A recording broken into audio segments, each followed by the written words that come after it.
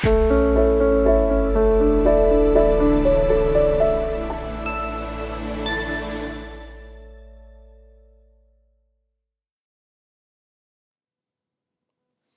Krishna. On 24th of December 2001, the Hindustan Times,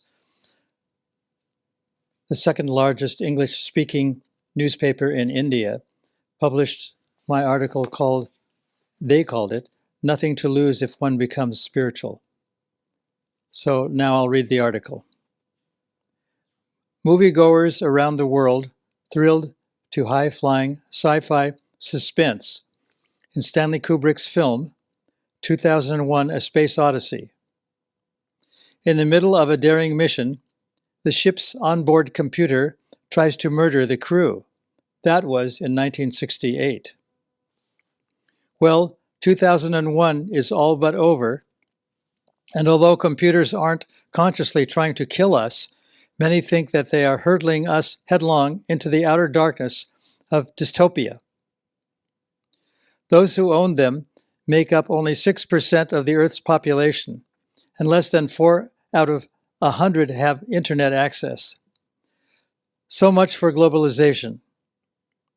But computers are only a symptom of a deeper malady. Are we becoming one world, or are we becoming more fragmented?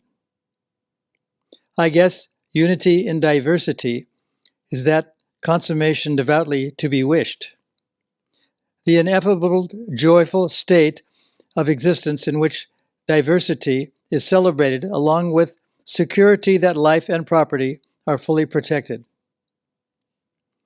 Unpopular as it is today, quote, devout, end quote, is the key word in this equation. Bhagavat Purana 1.2.8 informs that the occupational activities we perform according to our positions are useless unless they provoke attraction for the message of the personality of Godhead.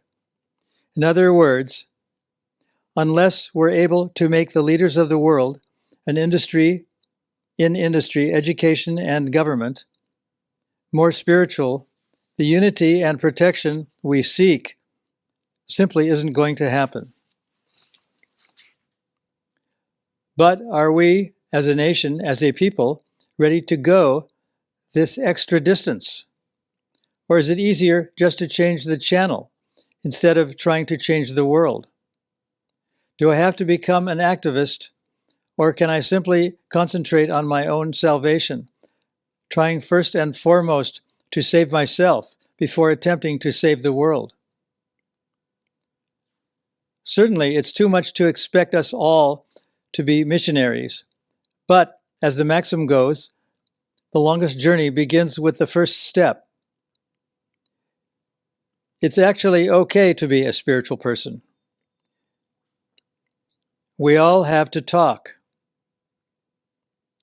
Why I like my new car, glorifying Tom Cruise, or saying how much I loved the latest spy novel. I can start by speaking philosophically. I can say how much fulfillment I get from reading Vedic literature and being around spiritual people. Such talk might be a surefire conversation stopper at most parties, but if I become known at home and at work as a spiritual person, if I make a few close friends, even while losing many sycophants, I won't be the loser. It's nice to think that by doing what's right for me, I'll automatically be doing what's best for everyone else, and that I'll be moving the world one step closer to peace. Hare Krishna.